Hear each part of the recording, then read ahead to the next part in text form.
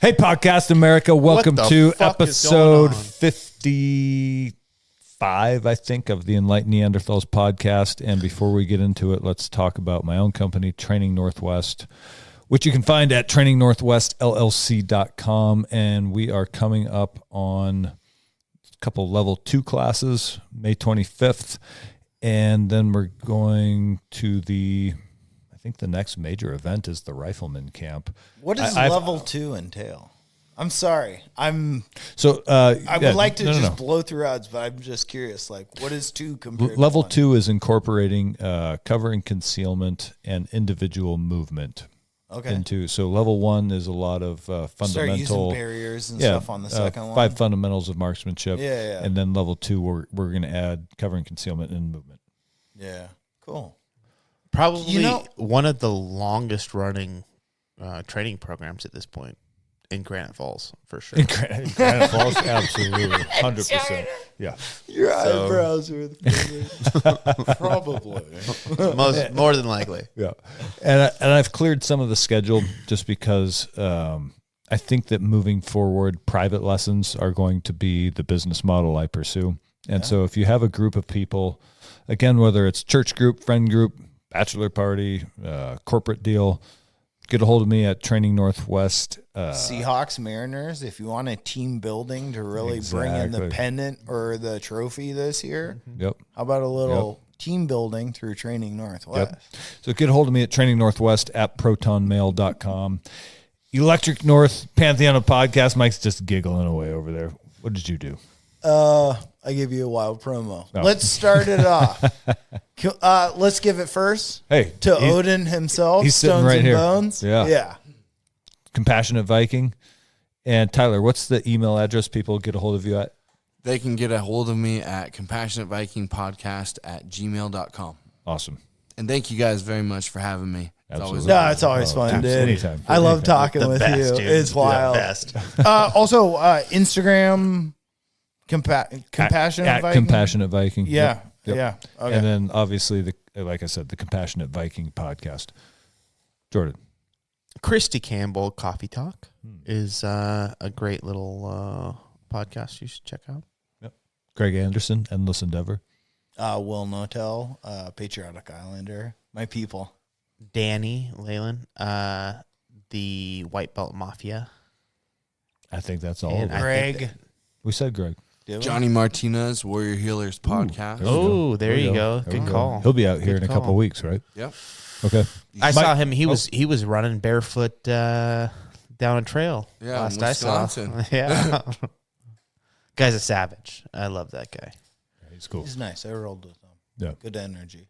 So today's episode was about what, Mike? This is your moment. This was a Stones and Bones interception, my friends. Dude, we talked about everything. We talked about coding, like what your programming. Yeah, what, same. But that's the code. People following the programs in life, maybe a little bit of like, does program like self-reflection is a program you? Like, do you identify as what you do? Like, I don't know. It touches on a lot of deep Why do you philosophical. do what you do? Yeah, in a little bit, but that's important. Even do? But what you even think you do? Think about like an alcoholic, like, or someone that's just crazy corrupt by their symptoms or like their fatigues. But like, if it stops you from living your life, it's like, what is this person? What's their corruption? What is really holding them down and like stopping them in life? And I don't know, you get a little bit heady in it. It usually comes from when you start wanting to think about mandatory government. Not Mike Zadon. Not Mike Zadon. All right, you guys, enjoy the show. Yeah, fuck that guy. So many people in today's world don't have much meaning to their life. I talk to a lot of people and they're like, what is the point of all of this? You just work until you die? Yeah. Or their life is boring, it's repetitive, it's monotonous, it's the same shit over and over and over.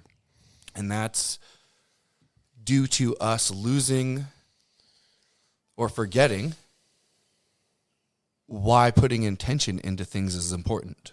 Because it's the opposite of letting a program run. Right. Which is what we were talking about in the car on the way over here. It was somehow it just sort of like popped into my mind. Well, it didn't just pop into my mind. We were having a conversation at work.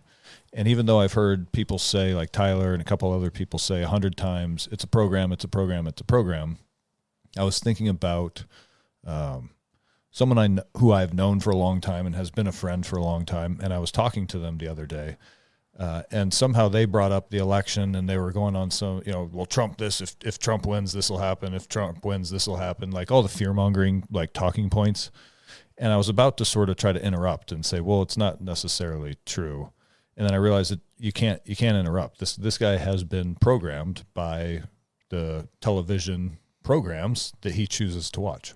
And he's just regurgitating.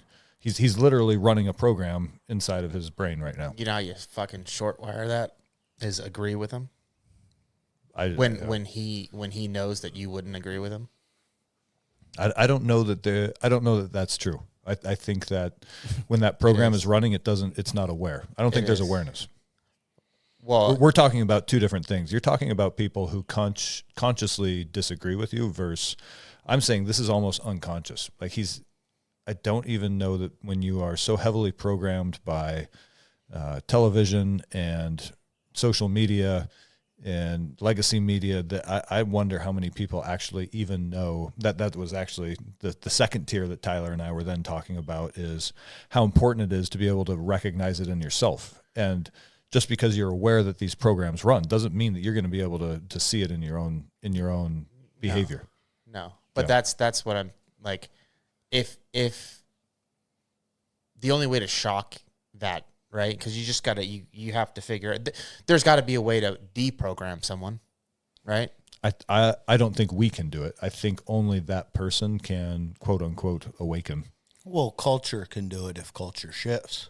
Like people are driven that way because of narratives and stuff like that. But if the narrative, I think you can lead a horse to water, but at the end they have to drink. Well, you have to be an independent thinking person that can make up their own mind and see maybe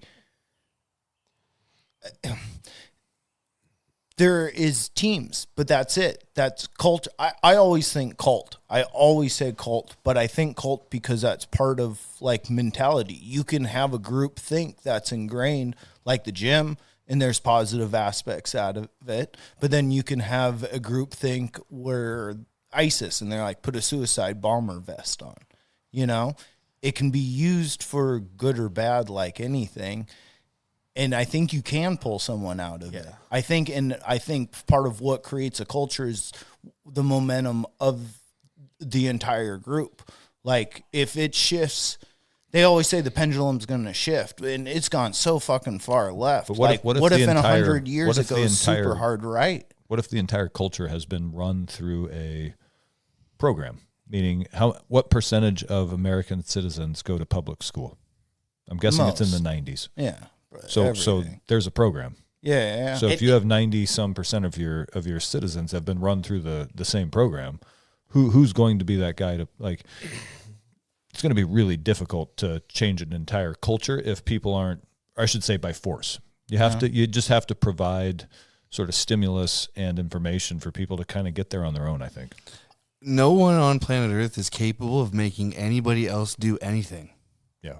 Yeah, you got to do it yourself.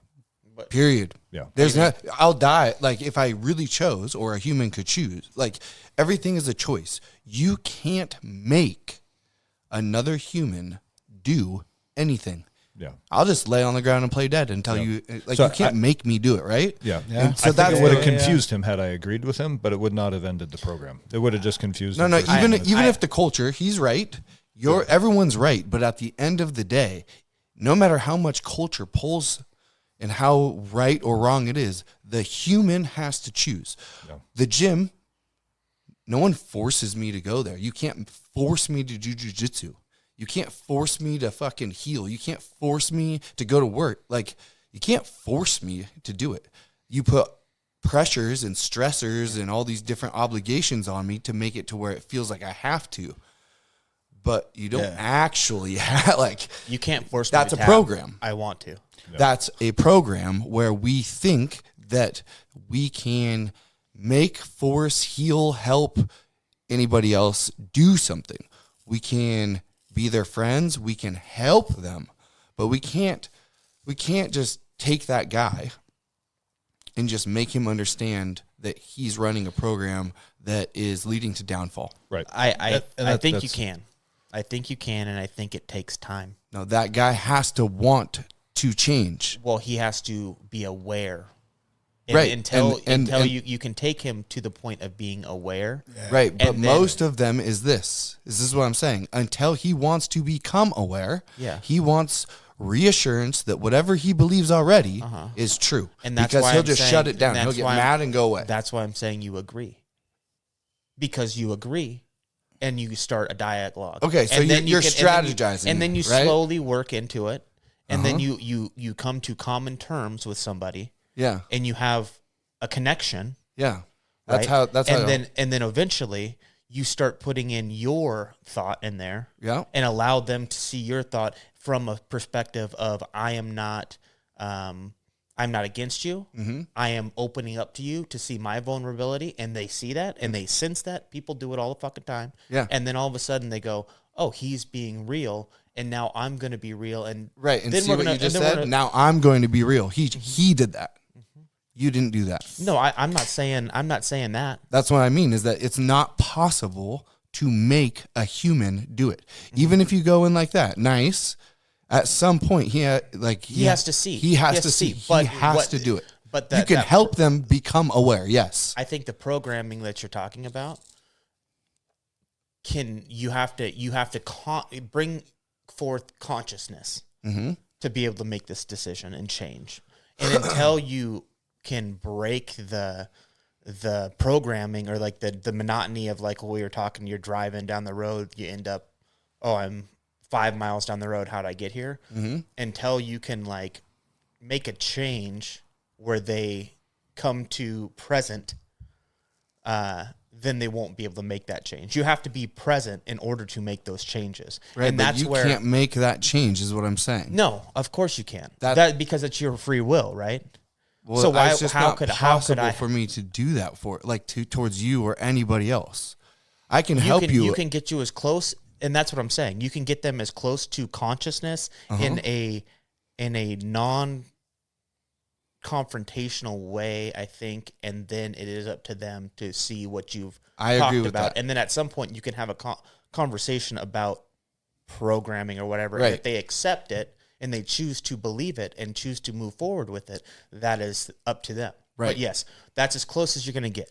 Right. That's the best that you can do. That is the best fucking thing because... But that takes time. It does take time. And it takes patience and it has to take incredible space because it triggers... Like if you know that someone's running a program and that you always have to hang out with them and you're constantly telling them, it's going to trigger them. They're going to get mad until it gets to the point where usually to us, it's like, I'm just a fucking waste of my time, waste of my energy, unless it's someone who you care about. Right. But you never should underestimate how powerful planting a seed is. Yeah. Well, hang on. Because that takes us to sort of like the second tier, which was that if there's a program, there's probably also a second program to protect the first. And so now with what you're saying about planting the seed, that's the first sort of chink in the armor, I think. Yeah, because there's always two programs. There's the program that you run that you believe is your reality. Yeah. And then there's the program of defending your belief system. So as soon as someone says, hey, Tyler, whatever, stones and bones isn't a real thing, then that goes against my program. So what do? Most people don't know how to handle that. When the program hits the different program, whether it's real or not, for me on this is my truth. It doesn't matter whether doesn't matter whether anyone else believes it. It's not about that. We have objective truth, like we can all agree that the sun comes up in the morning in the east. And then you have Tyler's truth and Kozak's truth.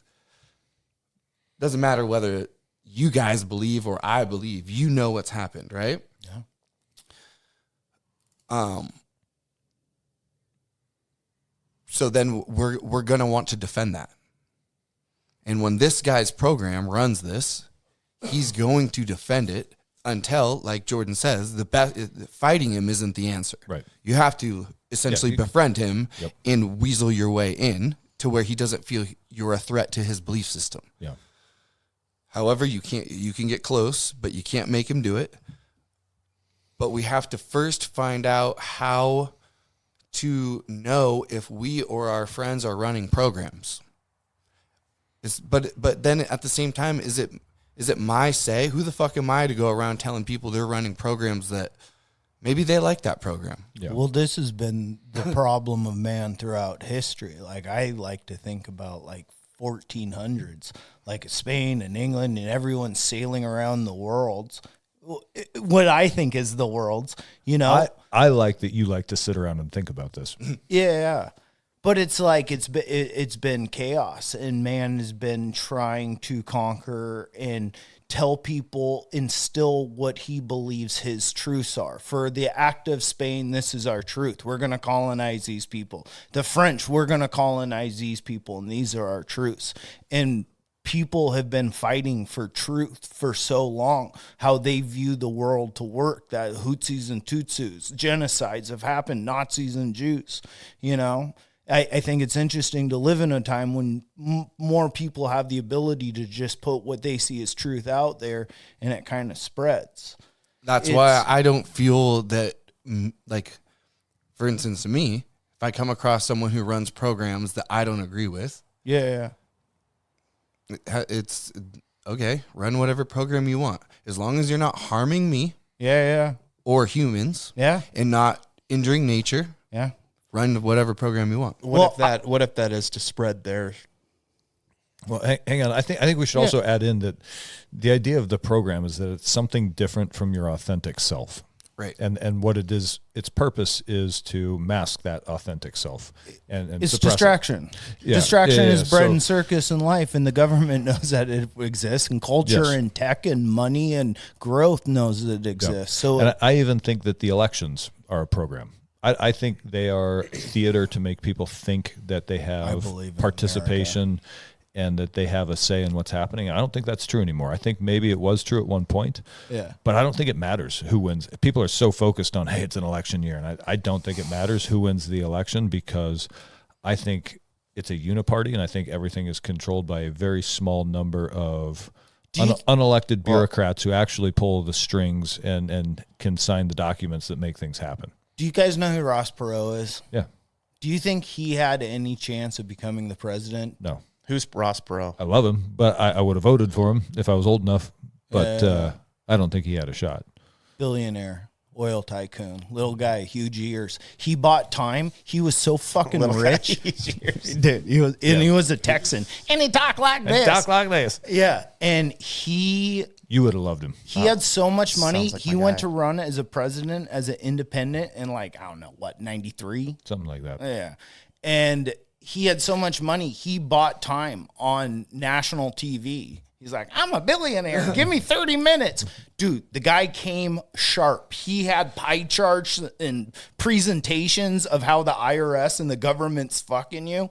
And he got kind of a big following. This is before, and I think he personally financed an attempt to rescue American POWs. On the Wings of an Eagle, amazing book about, he was an oil tycoon from Texas, and so they were drilling. His company got contracted to drill in Saudi Arabia, and the drill. When they want the best, that's what it was. They come here. Yeah, and they. The guys were captured by terrorists, and they were holding them for ransom. And Ross Perot, the owner of the company, he found out about this, and he flew to each, helicoptered in, SEAL Team 6, to each family member's house. And he goes, I'm going to make sure that your loved ones are returned as soon as possible. He did this to every person. Then he assembled a team of mercenaries, went over to Saudi Arabia, killed all the bad guys, rescued all the good guys on the Wings of an Eagle. It's an amazing book. That sounds awesome. And he ran for president, and he was like the last independent. Yeah. And it makes me think like maybe that. Ron Paul came after him, I think. Yeah. But he didn't. He had momentum. I do like Ron Paul. Yeah. Sorry. Derailed. I'm sorry. That's On the Wings of an Eagle. Yeah, that's a good book. Oh, maybe that should be the next. I'm struggling through the current one. Never mind. You wanted to be in my book club, didn't you? I read your bullshit. I just haven't had the with spare time. enthusiasm and talk about it on the podcast. He took notes. Yes. He took notes only because he was so angry about it. What the fuck were we talking about? Programming. Hang on, while we're talking about what were we talking about? That- I've been going back and forth between. We were on a good tangent because all you're right. talking about secondary programming and like what your life is, and then the things that distract you from your life. And in a time where I like where this is going because it does feel like chaotic, and it feels that way because you have those people that you want to try and convince and turn. They're part of a team, right? And when someone feels attacked, I want to point something out real quick. Have you ever noticed how the U.S. population is split like 51-49 Democrat versus Republican? Yeah. Women versus men. That's a crazy coincidence. Small brain. Oh, sorry. Sorry. Half the size. Sorry. Isn't that weird? Like with 350 million people, that we ended up exactly 51-49. Do you think that's just a coincidence, or do you think that's part of a program? I think land bases do. Cities are so dense and land is so like open land is so undense. I feel that that's why dense cities are blue states. Like King County has the most. I'm just saying that it balances out exactly. Yeah. Because I think half live in cities and half live in the country. That's a civil war. It's a little too convenient. But that's So just you end up how with people exactly gravitated that. towards. All You right. still live in Seattle area, metropolitan It's a little area. too convenient that it's exactly that. Like, why isn't it true. 65-35 or something? Yeah. Well, then majority rule. But then that shows how divided we are. If it's 50-50, it's I most think divided. it's a program. And Saying if that it's 50-50, it's- yeah. if it's 50-50, then you can fight each other unendingly. And I it's just just think- one. Like I said, it's theater to keep you distracted, so that you don't pay attention to the fact that no matter who's in office, all of these control measures, like the extension of FISA that just went through, they keep passing, and the control state expands, and everybody thinks that they're participating in the process and they're fighting back by voting for whoever, and you're not. Well, that's why I bring up Ross Perot as independent. We're divided 50-50 because there's two choices. And always the two choices suck. It's never people that I think would be bettering the country. What a choice. Yeah, exactly. Exactly. There that's isn't why- a choice, yeah. Mike. That's what I'm saying. But that's why I say there's no like, choice. The indep- program is to make you think there's a choice, and there is not. But that's why independents are like, it sucks. Like, So it let me gets ask a you this: half boner. does people in our country, are we supposed to just sit here for generation after generation after generation, waiting for them to give one that we actually do like on the list, and then in hopes that they're going to win? How long do we do this? 4 more years. 4 more years of this, guys, and next time we'll get them. Dude, my grandparents were ridiculous. doing this, Yeah. and my great grandparents were doing this, Yeah. and it's not better because like we should be making it better, and right now it's not being better, and the reason is in my opinion, this is just my opinion, but the reason is because we don't do anything anymore. The energy transfer is gone. I actually have a perfect fucking thing to read right now. All right. That goes right into this. Kozak, you'll like this. Oh, yeah. You'll like this. Let's see here. Are these my poems I send you? Okay, now it says, I once read a story about a man from the city who went on a retreat to the forest where he met an old woman who lived in a small shack. He said to her, wow, it seems like a great deal of work to chop wood and build a fire just so you can drink your tea. She responded, it seems like a great deal of work to wake up early and go to a job for 40 hours of every week to afford electricity so you don't have to start a fire to drink your tea. And that changed not really me, but that changes the perception of a lot of things. It doesn't necessarily need to be that exact specific metaphor or thing, but we don't do anything anymore. Now I go to work so that I can make my tea. Why don't I just go chop wood and make a fire to make my tea? Yeah. Now I go to work and go do this fucking thing for this guy to give me money so that I can get bread. Why don't I just make bread? My point is that we humans don't do the things that would be able to keep us alive. So therefore we are at the mercy of begging the government to come and save us. In my mythology, there's something called Ragnarok. And Ragnarok is the end of times. Not like this place just explodes and go away. It's like a death and rebirth of this realm. And it's happened, I think, 2 times before. I can't remember. The 3rd time's coming, okay? Maybe we're already in it. And it's the gods versus the giants. A lot of people don't understand what the metaphor or like what the creatures are, what they represent. Giants are chaos. They are energies that aren't harnessed. Gods is law and order, okay? You're having the battle between chaos and law and order right now. Yeah, for sure. Okay? What I found is that the giants fear death. Okay?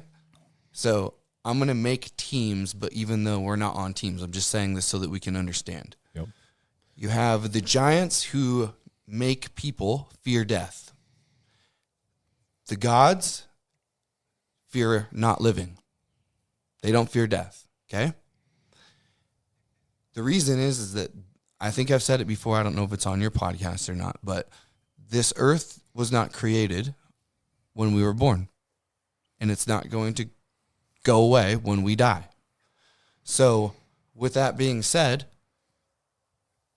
the whole point we come here is to live, to thrive. The gods want us to be free. So they fear not being free. That's living. The giants fear death. If I don't know how to do anything, I'm going to fear whatever's to come because I will die. Yeah. And that is where I see the split in humanity right now, is that we have people like you guys who are all learning new ways, go into fucking jujitsu, you're going hunting, you got seeds planted and starts, you're working with friends who have livestock. Like we're all trying to figure it out. Doers. Right? And shakers. Yeah. Doers and shakers. Yeah. Well, the thing is that because I don't even care if we had a great president. Why are we being told what to like? Yeah. Either way, the IRS will still tell you, hey, you made $1,000 last month. Give us $350 or we'll send men with guns to your door. Yeah. And what about the United Nations and the World Banks and the all of that stuff? Like, it's not even worth fighting it. It's like, fuck it. Let's just remember how to be humans, and you don't need any of that shit. Yeah. We just have to get rid of, at least for now, the do-over of maybe we're not going to have the fanciest flashy items for a while until we can figure out how to get there. Maybe it's not our generation. Maybe it's our kids' generation that gets the flashy items, or our grandkids' generation. But if we don't figure out how to connect back in, do our own things, chop our own wood, carry our own water, then I guess we just are always going to sit here forever and just hope that someone else does it for us and submit to anything they want us to do in order to get them to do it for us. Yeah. I mean, to me, it's called it's like being a dependent. And that's where most people, like, you know, that's the whole damn thing I founded Training Northwest on is that sort of self-dependence and the base of Maslow's triangle, which is your food, water, shelter, safety. And most people can't provide, all of us are guilty of it. Yeah. Provide all 4 of those things for ourselves without some sort of assistance. Yes. Talk race. Yeah. I'm not exempt from this at all. Yeah. I think that if you were born in America, you're a dude in America, maybe I'm sure there's ones out there, but for the most part, the overwhelming majority, we don't know how to survive without someone without us having a daddy, really. Yeah. Don't you think though, like, And over generations, the things your dad and grandpa were supposed to teach you were lost to suburbs and cities. Mm-hmm. do you guys, okay, how about this? Do you think we could ever become Star Trek? Trek. You're going to make some people angry. Very angry. Sorry, nerds. Dorks. Do you believe human beings have the potential to, if we don't destroy ourselves, that's something we could do? Yeah, I don't think. I don't think we're far off. I think if we could quit bickering and fighting, with that 50-50 split and everybody's constantly fighting, I think a lot would be possible in a very short amount of time. Yeah. Do you think it's possible, Tyler? Like, what do you mean by like Star Trek? Like a spaceship and kind of cruising. What if it's not necessary to have hardware to travel the universe? Yeah, fine. However, but we travel there, and we wear badges and intercoms, and we travel to the stars. I agree that it's not that far off, but I don't think it's using craft like a physical ship. However you want it. But I think we have that potential. And for me, in my head, I always think, so to get there, to be that as a culture, as a planet, we got all these people. Everyone, they always say everything's divided. So how do you get an entire globe together? Because if you can figure that out, in my head, that's what Star Trek is. Instead of everyone fighting, we all got together. And it would be very difficult, but you have to we're right back to where we started. You have to get people but to start recognizing. But you have to have a daddy in a way. You have to have a form of structure. Let me finish, Mike. You have to get people to recognize that they're running programs and to start paying attention and trying to figure out what is a program and what is authentic. Well, that means that needs accountability.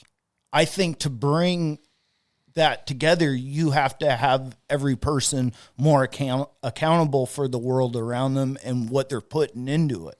This goes into Mike Zedong, like mandatory government service, but it's like, come on.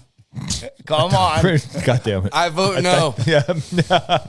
I vote no mandatory government. I believe in it. I think it's strong. I think it unifies. Nope.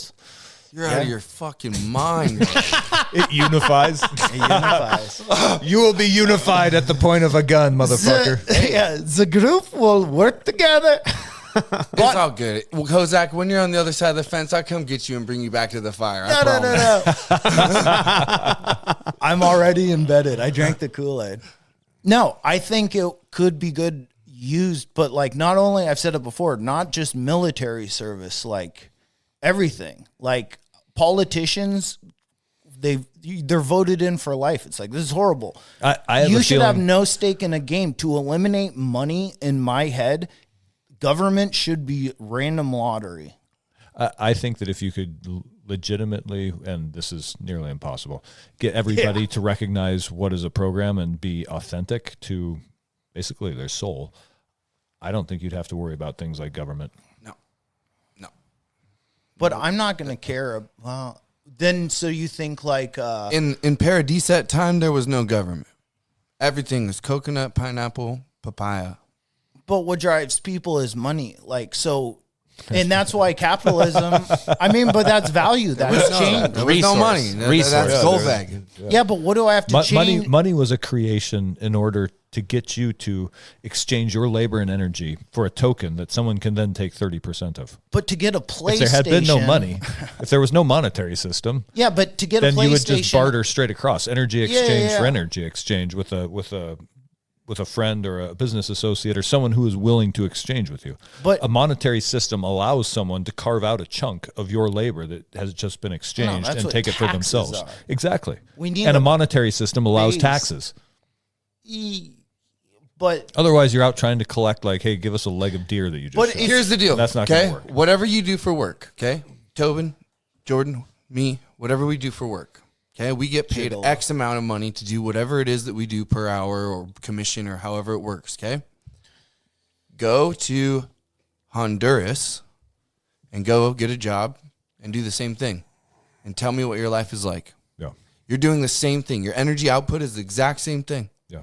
So do you think that the Honduras people are across inferior the to United us? States? No, of course. I'm just Like, bringing it into thing where when you have a monetary system and you can have currencies that mean different things depending on your geographic location, you can really start fucking people over. Yeah. Africa has been so fucked from the very beginning of time, or not the beginning of time. South America too. All of them. All the places where you can go vacation for cheap have been. Here's the deal: a cattle should be worth a cattle. Yes. Because you're a human and I'm a human, and no matter where I go, a cow is worth a cow. Yeah. And if I have a bunch of cows and someone needs a cow, but they have a bunch of whatever it is, then even if the deal is like, wow, you gave a cow for that. Yeah, but I have an abundance for them and they have abundance of those.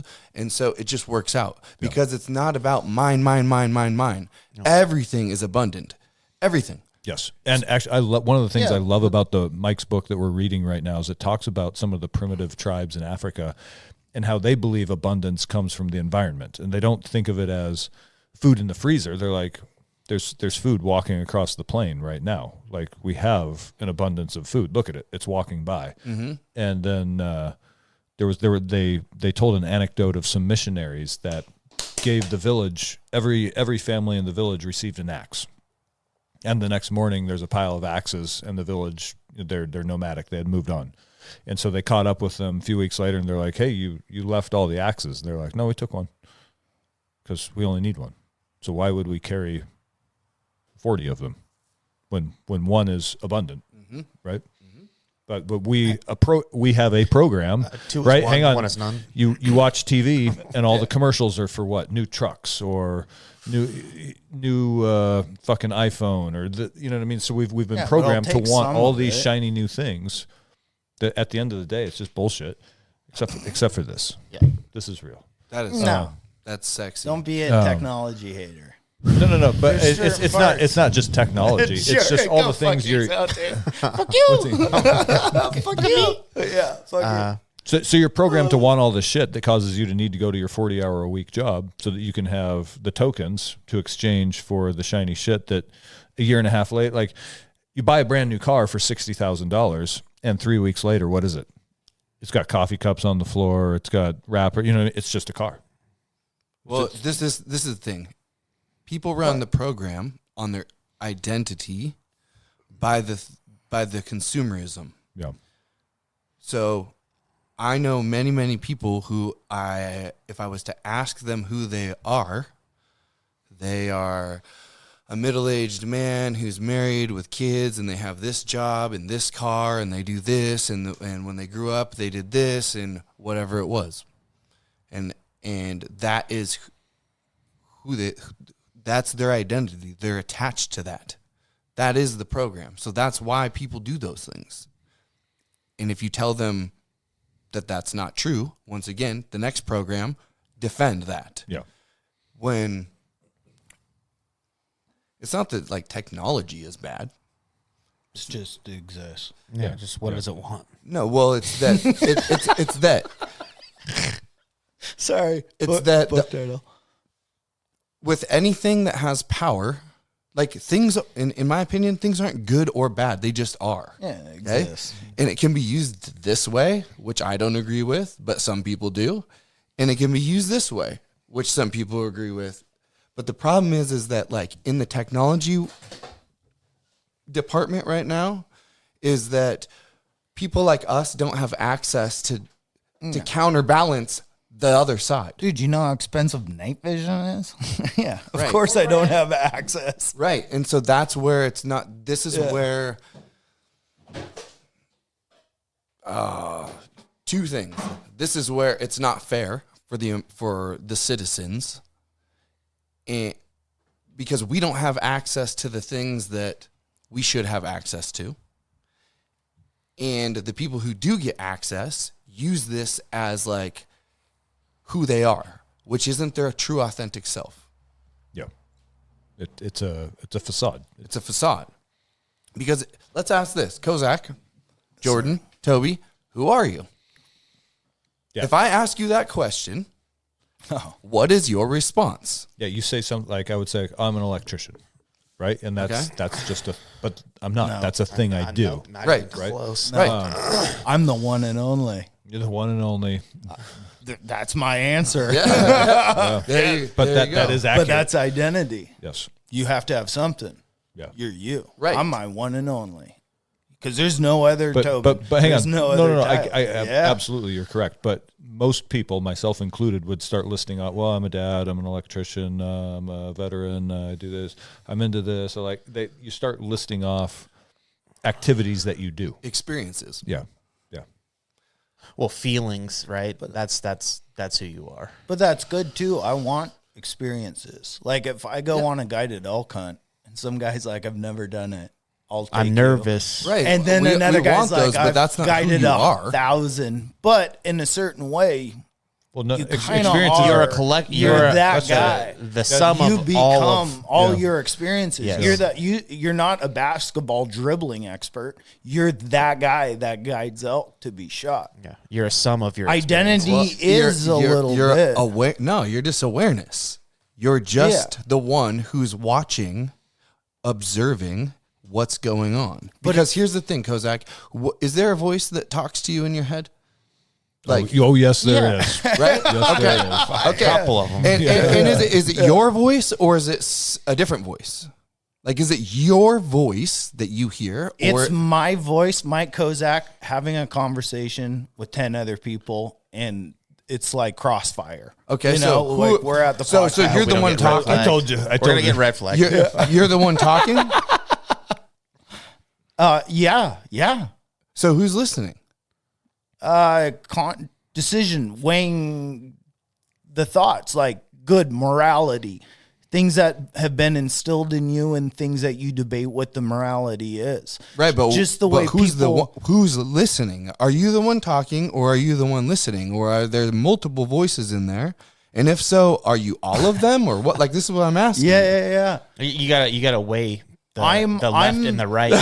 right? I'm the And that's- talker. Yeah. You're the talker, but like your brain is all those other voices I Yeah. feel. This is the good you doing this. I only thing. have one voice. This is the bad you. Is that a problem? Well, I Yeah. think what No, it's nobody morality, disagrees right? with me and gives me like better advice. You're weighing morality with every Life decision, yeah, your thoughts. exactly, Yes, you're yeah. weighing on the moment. and You have- you can, like, I have an argument for this side. I have an argument for this side. I see what Yeah. they mean with this. I see what that would be with that. Okay, like, and you sit there and bounce that shit back and forth. The next thing you know, there's a fucking debate in your head. And But then that's- it is your voice. It's It is your decision.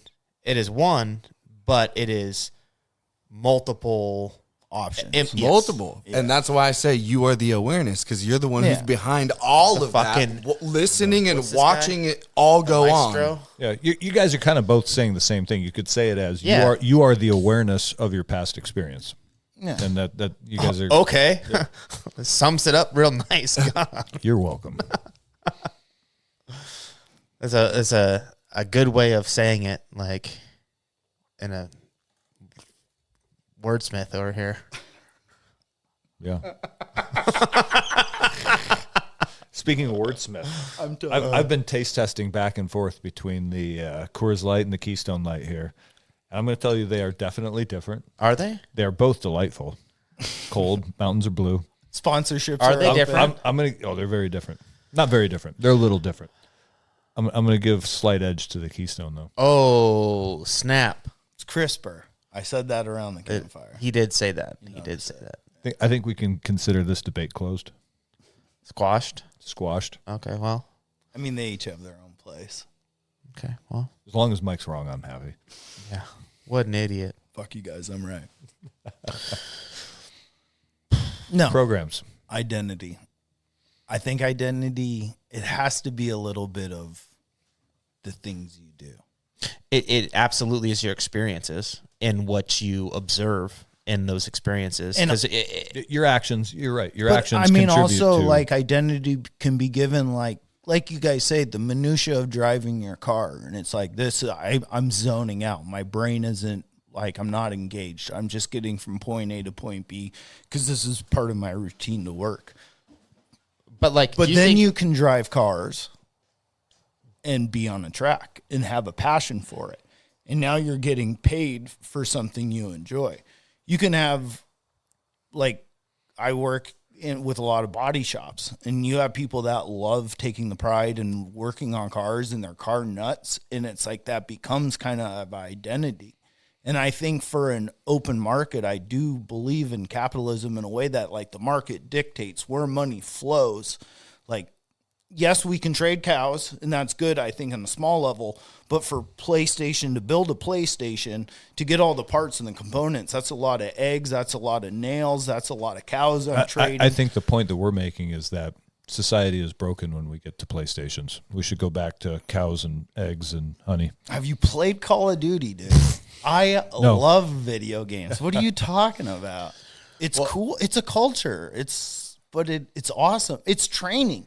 I mean, Jesus Christ. You can do VR training for clearing rooms. And are you kidding me? I'm gonna start my I'm gonna start my That's how the new Rangers Xbox fucking jiu-jitsu class tomorrow. Stop gun training. Tell Greg I'm ready for purple belt. I've got the new Xbox program.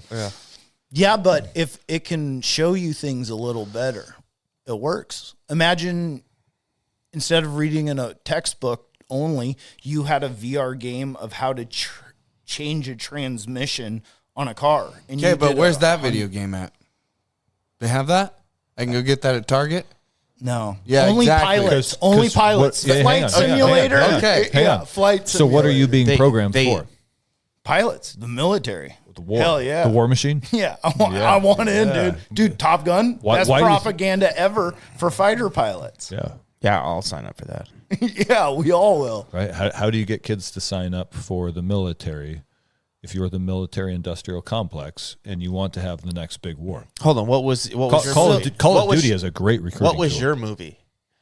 My movie? Yeah, there was a movie Red Dawn. that made you just go, fuck yeah. Oh, Heat. Yeah, there it is, right? Yeah. You know what I mean?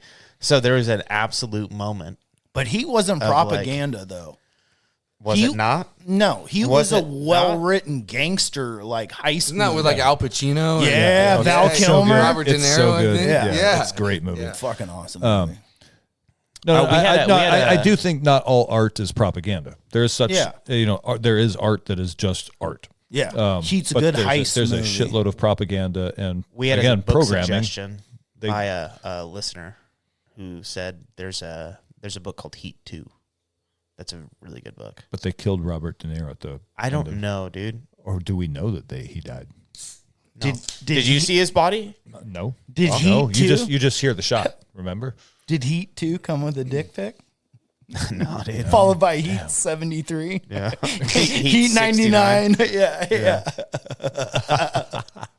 We love you, Jordan. Yeah. This is fun for everybody. Oh, shit. So anyway, going back to a lot of those video games are also formats of programming. And Call of Duty is a perfect example. First-person shooters are just... But then you'd have to say that's Duke Nukem or, like, Doom.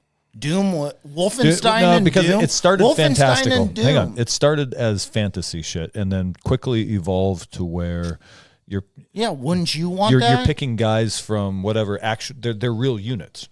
So and then these high school kids are going, oh, I can actually go raise my right hand and join that unit, right? Call of Duty is an amazing recruiting tool. You would think if it was like what you really need, because the superstars there'd be a lot more video games that were like, I'm hunting and I'm farming and I'm growing. I'm rubbing two sticks together for like 2 hours. And just look at the difference between like the TikTok algorithms in China versus here. Where it in China, but they allow video. I've heard that, but I've never been to China with a phone to verify. know. Video games are huge. Everybody says that. Every country. Everybody says that. Like, oh, you know they're doing this there. You know they're doing that there. And it's like, no, I know what's happening right now in front of me. Yeah, you're right. Maybe.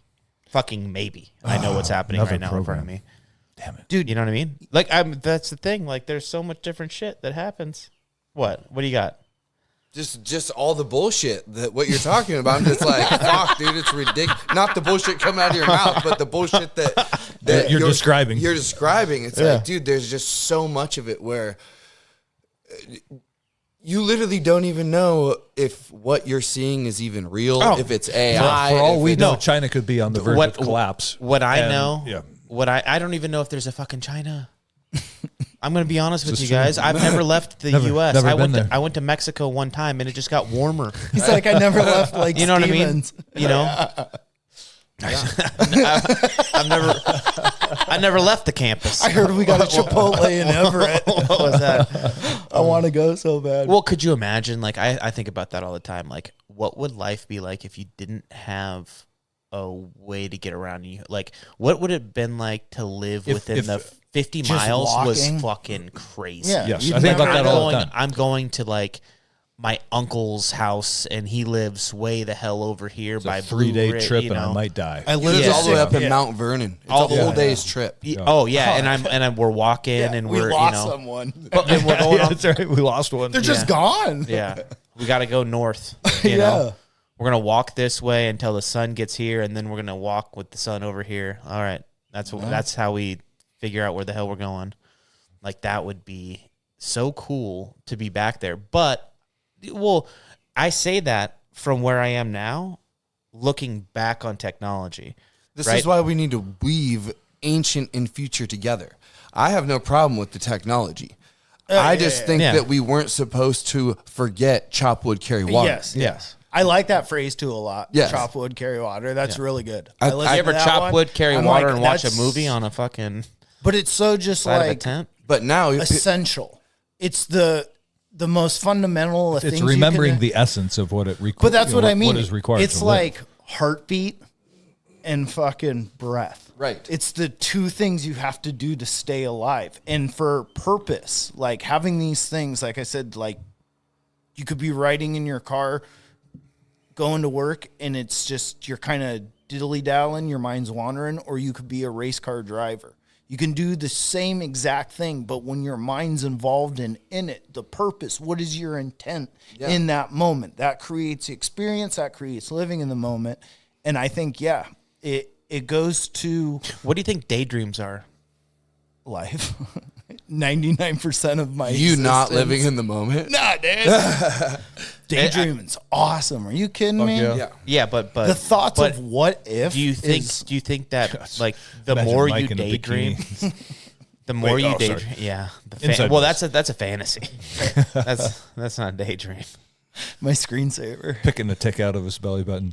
Oh my gosh, it's burnt in my retina because he's sitting right here at the end of a table, right at the head of the table, and there's 4 high school girls sitting right behind him. He lifts up his shirt, and he was like, "I'm fine, see," and then he goes to put it back, and we're like, "Oh, look at that." And sure as shit, there's a tick. It's a little tick with a little red ring around it. And he's like, dude, that thing's been in there for a while. He latched on. He got up right away. He was like, I just helped Toby burn one off. I'm going to go get my lighter. And walks out to the truck. And then those girls go, did he just have a tick on him? So hang on. Zach had a tick on him after we'd been back for like 3 days. And did one of you guys say you saw one after we'd been back for a couple days? I haven't. Which made me wonder how many ticks end up on people in that restaurant just from guys coming back in from the Shaking brush. everything I off. saw Yeah, that. exactly. Sitting there eating breakfast, and now there's ticks all over the floor and all over the furniture. That's the price you pay for the best hash browns you'll ever Yeah. have. Dude, I'll Goddamn tell you right. what. That was, That's good food. yeah. Yeah. That's good old living right there. That might be a good point to take a pee break. Yeah, hash browns. That's Yep. always when I want to pee. All right, pee break. Go ahead, Tyler. I was going to say, then don't go to jiu-jitsu and go to like gymnastics or something. But that's where I think, like in Russia, they don't send their kids to wrestling in like right away. It's gymnastics. Everybody does gymnastics. Like they have this thing called the Russian swing where they do with the infants. It's wild. It's wild. They take babies and they swing them by their feet like this. And then pretty soon they're swinging them and they're holding them and the baby's kind of balancing. And then they'll take them and grab them by the arms and flip them around and do all this different crazy shit. Look it up. Like Google Russian baby swing and it's fucking wild. But that's the kind of stuff like, and then you see supposedly it helps develop the mind and the body just from being inverted and all this different shit. But I don't think that kids necessarily need to be in jiu-jitsu for the sake of jiu-jitsu, but it does give you a padded room with the ability to do that. And I think that that's important. And I think it's important to come in contact with other humans. And that is... But do you force that upon your children? You bring them to places that you think is going to be good for them no matter what. Even if they despise it? If they despise it, no. If the kid is like, this is just, I hate this, I hate this, I hate this, I hate this, then at some point you need to go, well, what is it that you hate about it? And what do you like about it? Because there's going to be both, right? There is. And if there's something that they dislike about it, then try and... Because it's not time for a child. It's not time to be like, it's time to get tough. Well, it's like, no. This no. happens too, being that I do have some children. So I can think of some times when they don't want to let me down. Yep. So they'll do it literally because they're doing it for me. Yes. When I know that they don't actually want to do that, and they do it at a young age. Young age. Yeah, but then they learn this program that they continue rolling as they progress until I realize it was me saying, Tal, I don't know if that's true. The words coming out of your mouth are not congruent with the feeling that I'm getting, and I'm feeling like you're doing this for me. Yeah. He just wanted to try some other sports. That's all. Okay. So he hasn't been to jiu-jitsu for a while. Oh, I see what you're saying. Yeah. Okay. Right? But for a long time, he would never say anything because he doesn't want to let me down. Yeah. Because this is what we do. This is our identity. Yeah, right? And it's your And he's got to be like dad. Yeah. Well, I think as dad, it was kind of hard too because I wanted my sons to be like me. Yeah, or even just to share that positive time with them. Like, I wish my boys would come to the gym because it's a lot of positivity and but that positivity growth can and whatnot become negativity, right? But extremely quick. And I don't force them for that reason. Yeah, and I think there's a healthy balance there now. Yeah, you know, like they're not adverse. It doesn't seem like they're adverse to like being around us. No, they like you guys. They want no part of kids' jiu-jitsu class. Yeah. But one of them wrestles. I don't know that he even... I suspect he did that hoping to gain my approval. Okay. See? It's weird because they'll do it, but you won't really know until like later on. I kind of... Also, I suspected it at the time, but I was kind of like, all right, be positive about it because maybe he'll get out there on the mat and realize that he likes it. And he's still... he would never admit that. Well, I asked him, what do you like? Mountain biking. Nathan? Yeah. Oh, yeah. He likes two-wheeled vehicles and snowboards. I want to go, and which is fun. Then pursue it. It seems like the unstructured sport, or that doesn't make any sense. Like school sports, when people think sports, not necessarily athletics. And he likes the athletics that aren't school sports, from what I've gathered. Soccer. He likes soccer and basketball. I think. I mean, who knows? They also change their mind every 6 weeks. Think about how much we all changed from that age till now. Yeah. I remember I loved wrestling. I remember walking in and being like, this is cool, And then I fell in love with skateboarding. And then wrestling was like a thing. What was your best trick? What's that? What was your best trick? The best thing I ever did was a hard flip over the box at Bothell Skate Park. That's pretty good, dude. It was on accident. Okay. And the whole that's pretty good. The whole fucking skate park started just slapping. I bet. The copings were just fucking ringing, and I was just like a fifth grader, just like, fuck yeah. And everybody was like, holy shit. Or we'd like go and ask to drop off the side of What were you trying to do? I was trying to heel flip. Heel flip it? Yeah, and it just kind of came up underneath me, and I was like, oh, and then I tried to bail out, and it just like landed, and I was like, whoa, and everybody lost their fucking minds, dude. All these high school kids, all the older people. There was a guy we called Trainwreck who had like fucking all his toes on one foot was gone, and or we call him train wreck or cane Skate man. park dudes are And he would, he had this little cane, and he would do flip tricks with his cane. Anyway, we've all been through it. Dude. Yeah, we've all been through a Blink 182 stage. 100%, right? But that was. I have not. I was never at the skate park. Oh, dude. No shit. I was at the skate park all the fucking time. Odd man out. I was always at the skate park. Yeah, dude. Hey.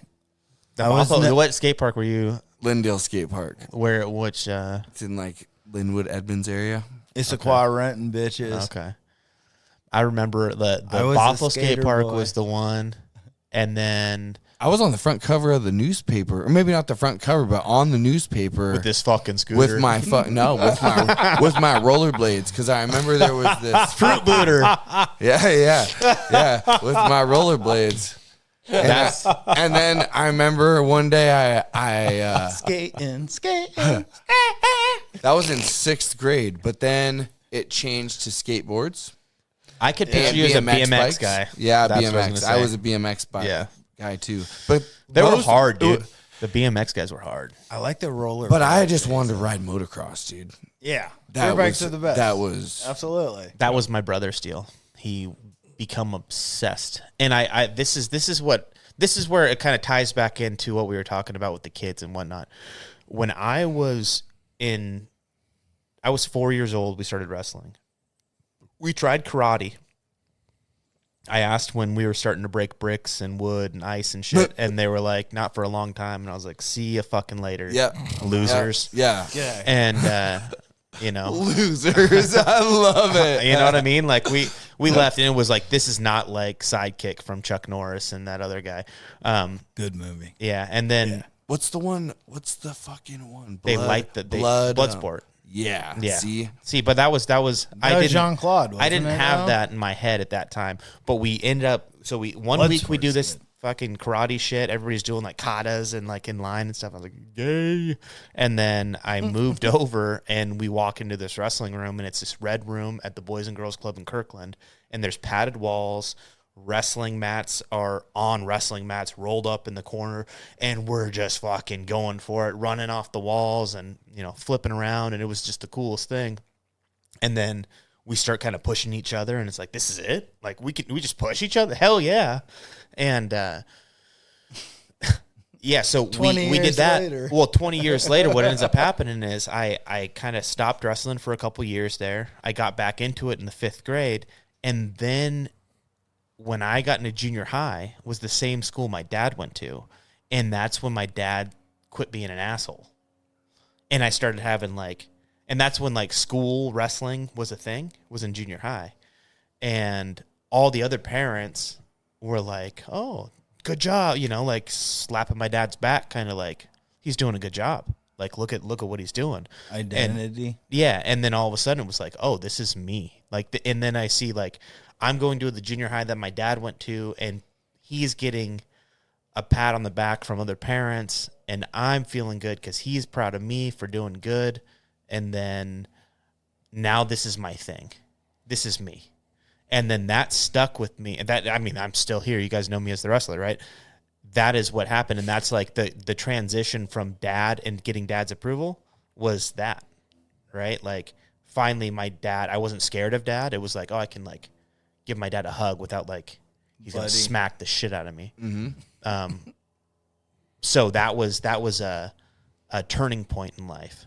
So if you're recognizing that right now for Talon, doing other things and just letting him be, and not to say that my dad was forcing me to do anything. I was a skateboarder. My dad wasn't, right? You know what I mean? I started doing that when I was 9. It wasn't but I just saw it wasn't approval. Because he was never disapproval, but it was I could see the joy. Mm-hmm. And I also felt joy from it, but it was just this mutual thing. And then how everything ended up working out. So trying to wrap that back up into what the kids might be feeling now. That could be why Nathan wrestles. It could be why, Talon did what he did. Things happen because when you were just saying that, Tinsley didn't want to do it for a long time. But then recently, Tinsley's been killing it, right? yeah. Yeah. And because we watched Vikings one day, Oh, yeah. and there's a girl Lagatha on there who was about to be raped. And armbarred the fuck out of some. No, these two fucking dudes come in and they try to, rape her or whatever. And she's like, you couldn't kill me if you tried for 100 years, and turns around and fucking takes the fire poker that's in the furnace and just shoves it right through his eye. Yeah. And Tinsley's like, are we going to jiu-jitsu today, Dad? Roger that. And I was like, yeah. And she's like, all right, I'm going. Fire poking some motherfuckers. Because now she realizes, I'm here to fuck up men. Absolutely. That's what. Yes. Yeah. Exactly. I'm here to fuck up some men. You should be able to. Yeah. And look at how good some of those older girls like Cadence and Siler, and there's one other have become. Yeah. Yeah. There's some middle school aged girls who are killers. Oh, dude. As soon as they get a little bit older, a lot of new white belts, as long as they're not humongous and wrestled their whole life or whatever. You're saying when they get to the adult class. Yeah. Yes. They're going to win. Oh, yeah. If you can go, even it's competition's one thing and doing that, but if you start at that young age and then by the time you're 20, 21, and you've been doing it since, some of them 10, some of them a little younger, but then by the time you're 20 and you kind of have been doing it your whole life, you're out of control. There's going to be a different level of fucking jujitsu and MMA. And the kids come like Vinny and who's the big stocky kid in the he's about Vinny's age. But isn't that... Sometimes he comes to the adult class. But anyway, there's some 14, 15-year-old boys coming up who, when they get to the adult class, I keep joking, but I'm serious. It's going to be live, 35-plus live rolls upstairs. Mm-hmm. And if you don't have gray hair on your temple, go back downstairs. Mm-hmm. Yeah. Yeah, because the kids are going to be... ridiculous. Yeah. Yeah. Well, they think about the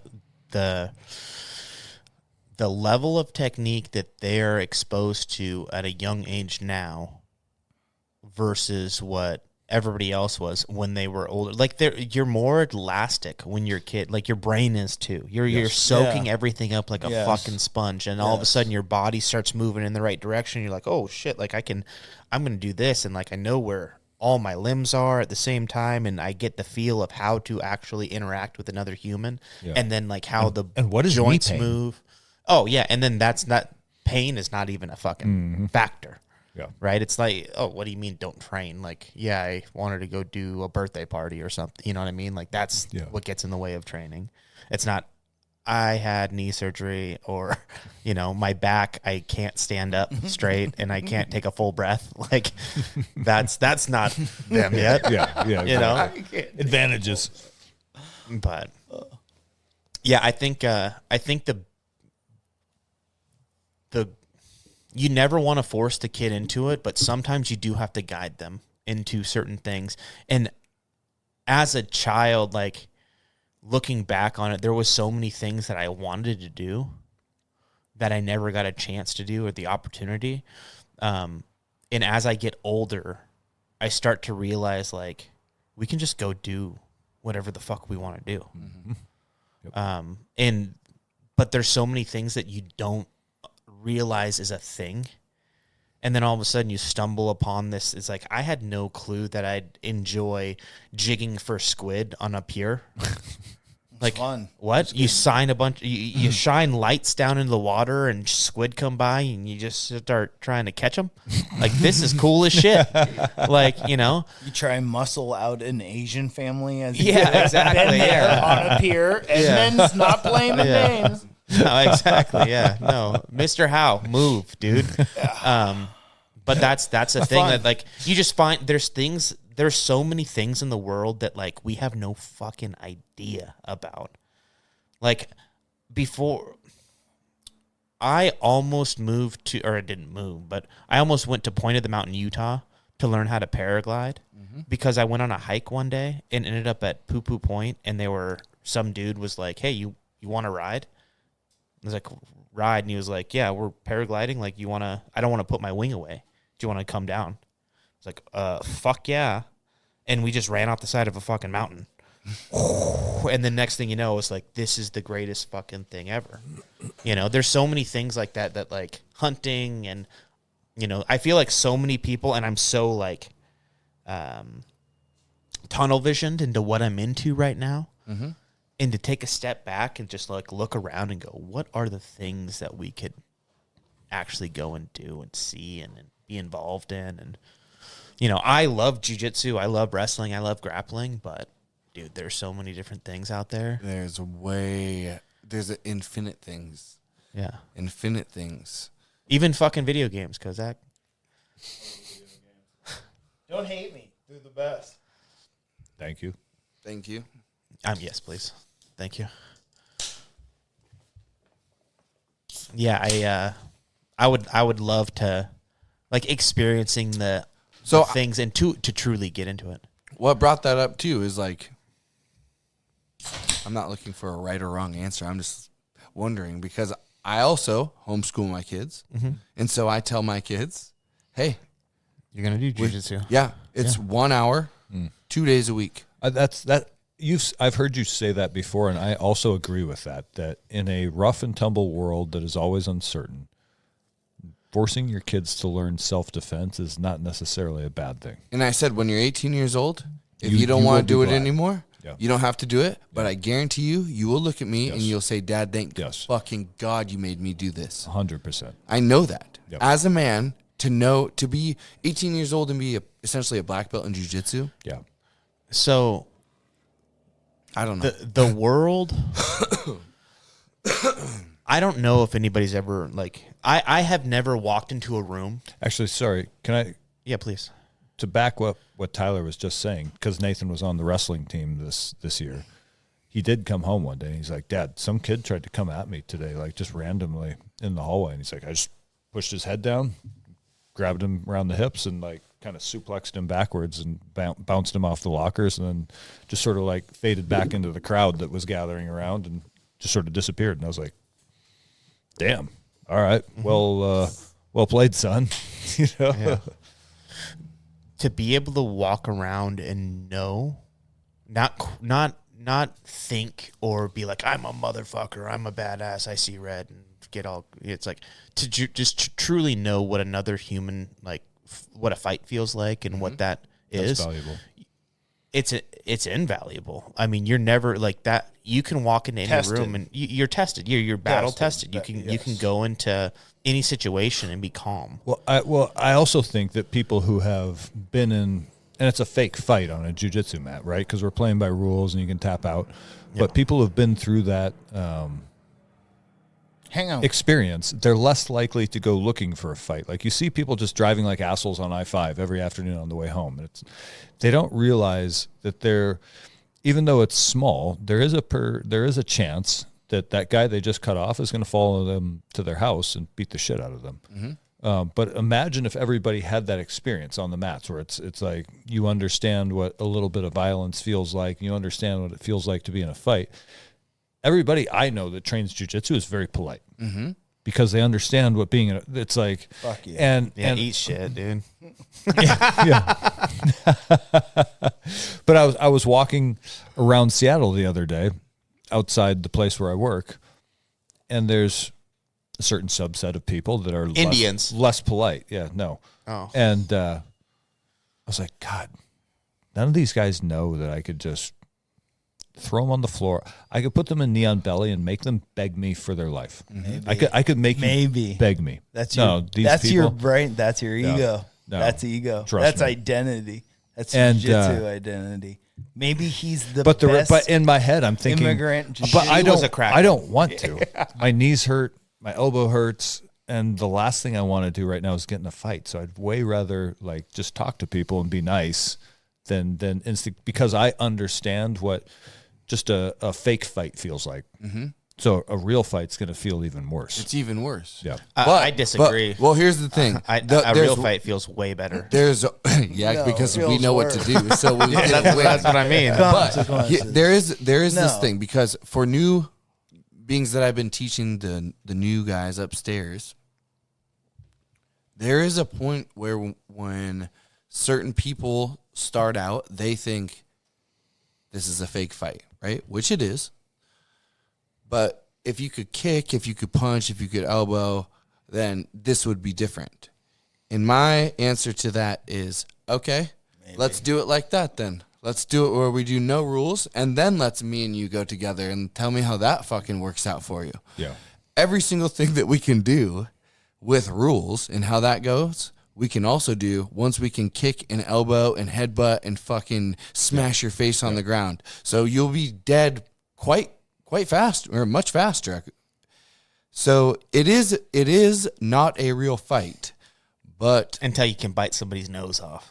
that's what I mean. That's what I mean. It's like you all of your moves will still work even when we can take the rules away. Yeah. Yeah. And that's been proven in the UFC. Right. Well, they have rules too. This is Yeah, true. that's rules. You know, there's All I'm doing is I'm saying is that people who train in fighting are much more polite because they understand the ramifications of fighting. well, they that's also understand the people who can But- carry guns as well. I would like to say, No. There's so many fucking morons who carry guns. It's not even funny. yeah, Because you don't have to understand violence to carry a Carry gun a around. You can In just order buy it and to, stuff it in your waistband. that's Yeah. right. Yeah, but You can when, buy when power. you think somebody else is carrying a gun, Yeah. you're a Okay, little bit more yes. polite, aren't Correct. Yes, definitely. you? Yeah, because that's what we're really after. Yeah. Is for everybody to be polite. Like somebody motherfucker has a gun, Yeah. and when the thought of Tobin could kill me with his fucking pistol,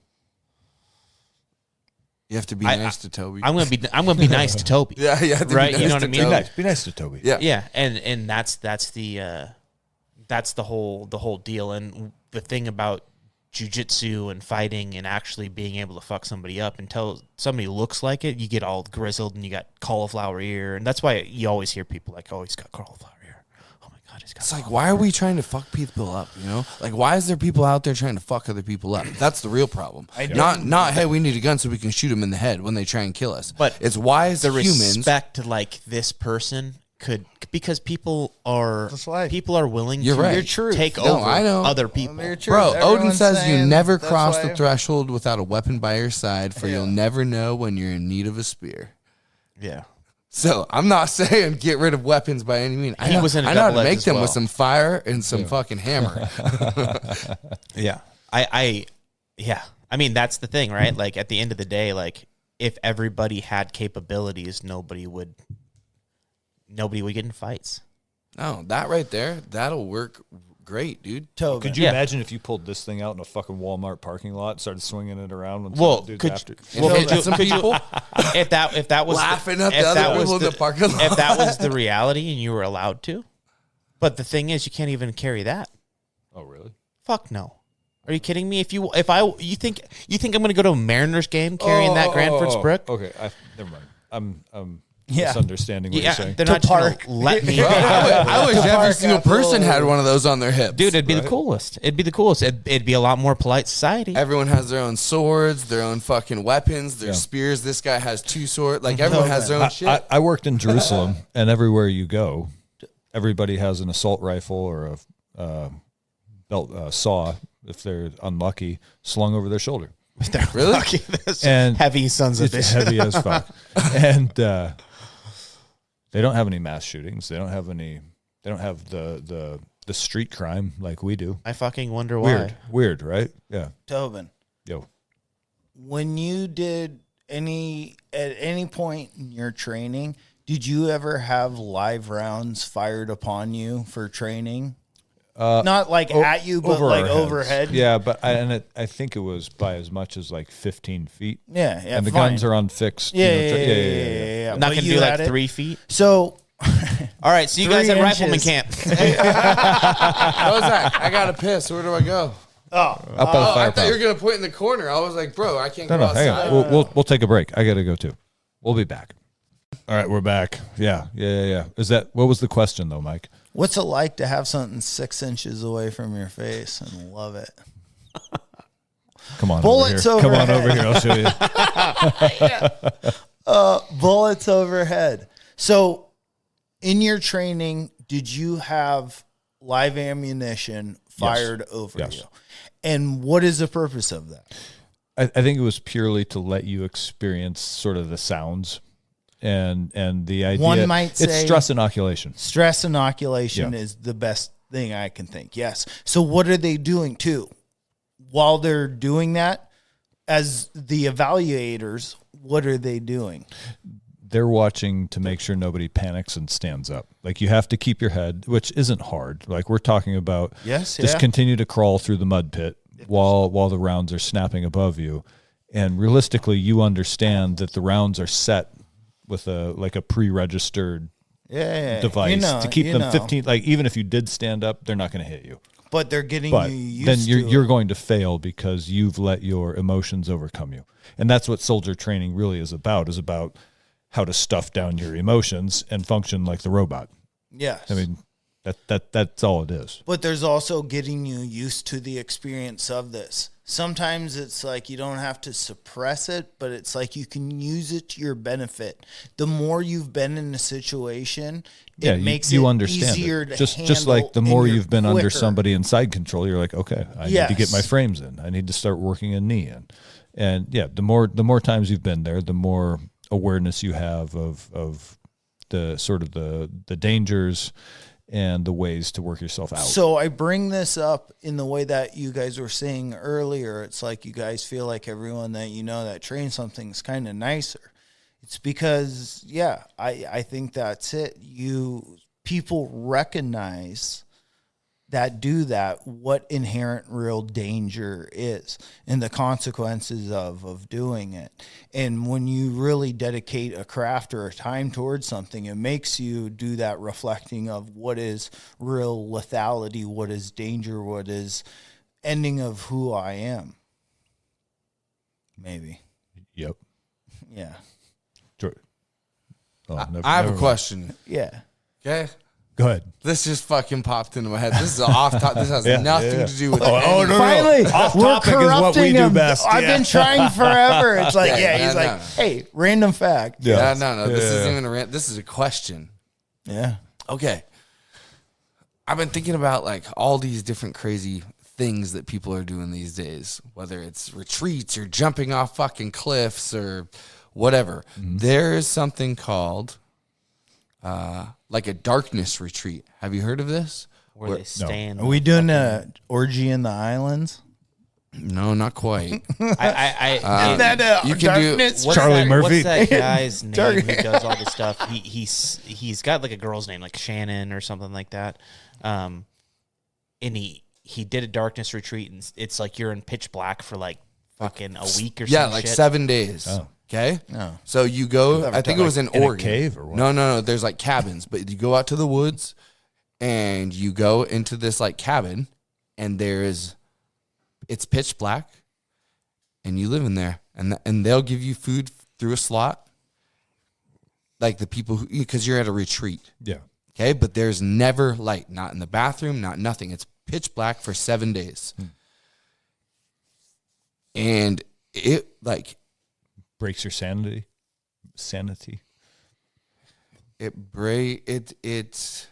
don't know. These people are saying like it's fucking mind blowing how like when they get to come out. I think they do that to prisoners. Yeah, right. Well, you're denying light. Sun is life. And here's the thing. To me, the thought of that scares the shit out of me more than anything. Yeah. I have zero interest in going to sit in a cabin in the dark for 7 days. Yeah, fuck no. Yeah, so but it's enlightened. that's the float, right? Going to like a float tank and feeling like float tank's different. No, I'm saying, but deprivation, yes. Depth in pitch black, being in a float tank where you can't feel anything. Yeah, you can't feel the water. Yeah, but the float tank's like an hour. The water and the salt, the 7 temperature days. does something else. But it changes your perception of gravity and your buoyancy. It fucks with your mind. But these people I was listening to say they can start to see thinking. after day 4. They can see the energy now. and they can see everything dripping. You don't see it in the physical realm. You see all the energy, and they're like, it's the fucking most. He's like, I gotta send you this or podcast. You're just going insane because you've been in the dark. What's the podcast? Man, they're journaling. They're sane. Well, then they look at it and they're fucking not following line. Yeah, right. Silly bastards. But that's all kinds of forms of meditation, like just drinking water, not interacting with people, weird forms of anything of denial. Don't masturbate, deny pleasure, all these things that are like inherent things, but that's yeah, right. But those put me in a fucking.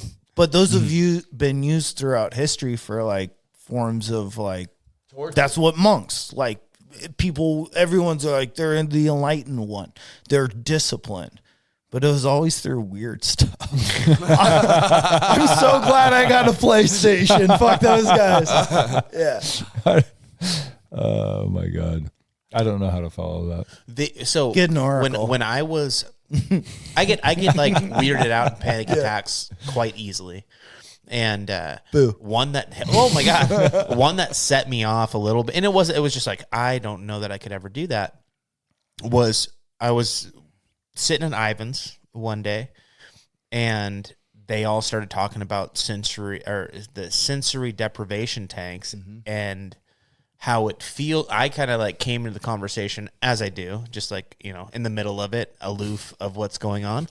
And they're like, it supposedly like feels absolutely crazy when you sit in there for a certain amount of time in the dark. And like, then they were like, let's all go get high and go do this. And I was like, you can. Alcohol fucks it. What the fuck are you talking about? And they kind of started going down the rabbit hole of like what it's supposed to do. He always likes to hit me and says there's bugs on me. Toby, he's a big fan of it. He's like, the other day we were just trying to get hands on your chest. Yeah. At the hunting trip, he hits me in the face. He's like, there was a bug. Anyway. You're welcome. Yeah, I think that those are absolutely wild. And have you guys ever done the float tank? Yes. No. A bunch. You have? I am a huge proponent. But I think, like I said, alcohol fucks it up. Weed? Tell me someone who drinks a bunch of Miller Lights and then goes and meditates. What about Keystone Light? Well, maybe. Do the taste test, and he's the enlightened one. But alcohol's not good. Marijuana is good. You can do too much and it kind of overwhelms you. Like it's about relaxing. That's what I heard was you just feel like you lose track of time. Yeah. But so the thing is you're very buoyant. Like, people that go to the or maybe Dead they're talking Sea. about mushrooms. People that go to the Dead, yeah, that'll work too. People that go to the Dead Sea and they're like, oh, I feel so buoyant. It's even more salt in the water than that. And so they heat it up to your skin temperature. So you lay there and it's total sound isolation, total light isolation. The temperature of the air is the same temperature as your kind of skin, and the water is the same temperature of your skin. And you're floating there, it takes all the pressure off you. So it feels like you're floating through time space. Like the water is holding you into the universe, And then so so for me, it's like anything in that, it's like breath work. Just start calming down and do breath work. Get your body and your mind just kind of working together and talking. And you just relax and you relax. And you relax to the point of you don't feel your body. Yeah. So and you're nothing but your consciousness. Just going, just hanging. And but it's relaxation. It's you. It's that voice that's talking with everyone else. He's just having no input from anyone else. And dude, float. But it's like the salt that's in there is like a crazy Epsom salt bath. So you're taking all kinds of magnesiums, and it's like, the effects of it are nice, and all that relief off your body. People say decompression of hanging upside down, but to be suspended in super saltwater content, I think is really good for it pushes your body's just kind of being held up like Jello. Gelatinous, yeah. I'm a huge proponent of float tanks. I think they're cool, and it's a calm your mind. It's a little gymnasium for your mind to talk. It's your matted room. Kozak, when's the most claustrophobic you've ever been? One time at snowboard camp, we had, I can recall the exact moment. So like traveling, we'd put our snowboards in the bag, like a travel snowboard bag, and you zip it up, you know, and then we all, at my house, we all got screwed up. Like on the 4th day of snowboard camp, I broke my arm, guy dislocated his elbow, and like all of a sudden I get hauled down the mountain in a toboggan. And I meet up with like 4 guys from my bunkhouse. They take us all to the hospital, give us a bunch of drugs and prescriptions, send us back. We're at snowboard camp. We're like, let's do the activities. You want to ride a half pipe, do some Percocet, play some paintball, go whitewater rafting, have a broken arm. My whole crew were disabled. I don't even know where that was going, but it made me reminisce about that camp experience. Goddamn summer camp. I asked. Okay, so we were all my whole crew. I had forgotten to. Yeah, my whole crew. We're injured, right? And so we're all having fun, taking Percocet and paintball, and apparently, legally, our doctors prescribed it to us. This was mandatory. Well, at least one of us, anyway. Technically, the best camp. No, all of us. Dude, oh, shit. it was like we went paintball and my buddy's got like a neck brace and a broken collarbone. And he's like, you know, and they're like, you paid for camp. You do whatever you want. Your parents signed the waiver. You just jumped a 30-foot tabletop pyramid or snow. You know, it's like, yeah, it's part of what let her happens. rip. Dude. Yeah. But so we went home that night and we're just hanging out. And it's like getting this snowboard bag that you transport it. And we'll zip it up like you're a dead person or a mummy. And I was like, yeah, that's fine. So I hopped in it, and they started to close the zipper, and it was fine. And when that last little, like, centimeter of light went, thunk, it was like, keep it in. Hey, guys, let me out immediately. You know? And it's just, that's claustrophobic. For me, that was like, oh, fuck, I have no control. I can't just flex and bust out of this Yeah, this bag. was a decline bag, dude. Like you think I would. Yeah, exactly. It was well built. Yeah, exactly. What about you, Toby? I'm trying to think if there was somewhere in the Army, like packed into a dark aircraft, but I think it's probably just jujitsu. Like I think like Daniel having me in mother's milk. Yeah. That's a dark place. That's a dark place. Yeah. What about you, Jordan? You can still bite his nipple off. It was my second year down at Clackamas. I got held down in wrestling, got put on my back, and I was having like these really bad like anxiety attacks, and they were just getting set off from like I smoked way too much weed, right? And for 6 months I'd get these fucking gnarly panic attacks. And I got held down on my back. I can't remember if it was if I was getting it was during practice, and it freaked me the fuck out. And I'd never had that before. And it's like I'm in a big, huge light room, right?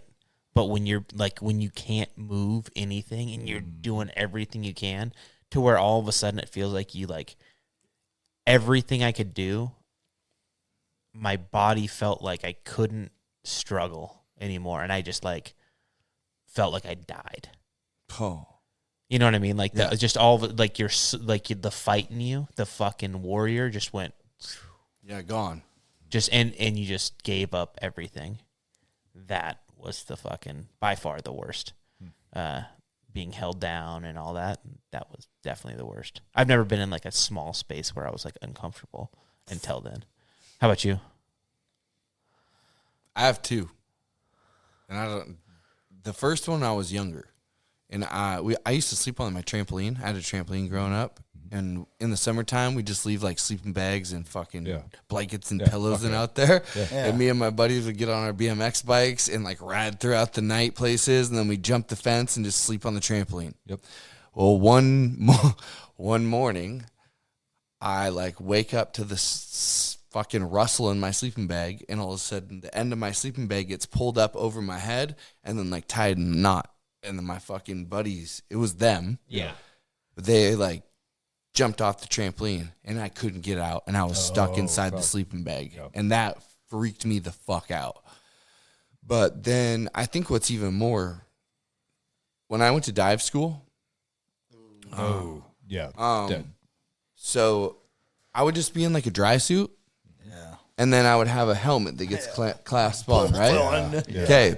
Already That scared. wasn't that bad. Already nervous. Yeah. Honestly, that wasn't that bad. You would think like it wasn't that bad because we'd have like an EGS, or emergency gas system, where I could like turn this knob and it would push air, and it would push air out. Okay, that was like an extra scuba tank on my back.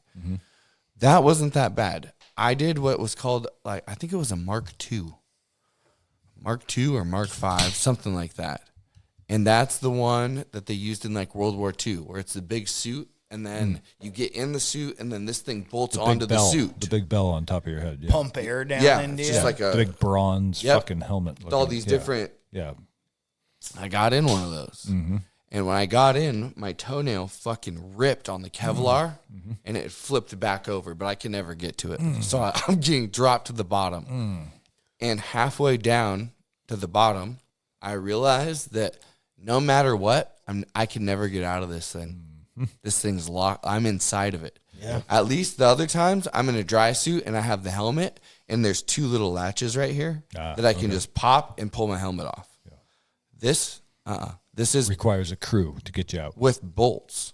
Like you have to have a wrench that has bolt, like it's bolted on. Yep. And I remember standing at the bottom of the fucking ocean, or like the Puget Sound, and being like, I hate this so much. Fuck dive school.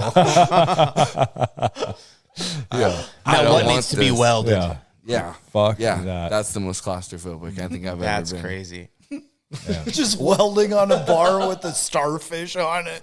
Just like fixing things at the bottom for, you're like, God damn it. A lot of crustaceans out here. It's nuts. Oh, man. Weird uniform. And you want to know something crazy? Here's a little fun fact for you. Okay, there's 21% oxygen, 79% nitrogen in the air that we're breathing right now. Okay? Nitrogen acts as a narcotic when it's put under pressure. Okay? Oh. Yeah. Okay. So there we go. Is that add to the bends? Isn't nitrogen? No. Benz is just air bubbles in the bloodstream. You have saturated on. I think it's nitrogen. What? The bubbles. It might be, but that's You're not, both right. You're both Well, right. it's not hydrogen. But getting the bends is that you get air bubbles in the bloodstream. Maybe it's nitrogen, but that's from ascending too fast to not let your body off gas. Yeah, the nitrogen. Okay, but yeah, so it is that same thing. It's the air bubbles, Yeah, but it's not getting it gets bent. compressed at depth, and then as you ascend, it tries. That's to a expand. little bit of hallucinogen. Bros. Tonight listen. we're just gonna do a A little bit of night. bends. Yeah. A little bit. I have a of bends. story. A little Benzie. No, We're going 15 feet. My name's Listen. Little Benzie. Listen, it's not. That's not it. Getting bends will kill you. Depends. That's air bubbles. Depends on the This bends. is different.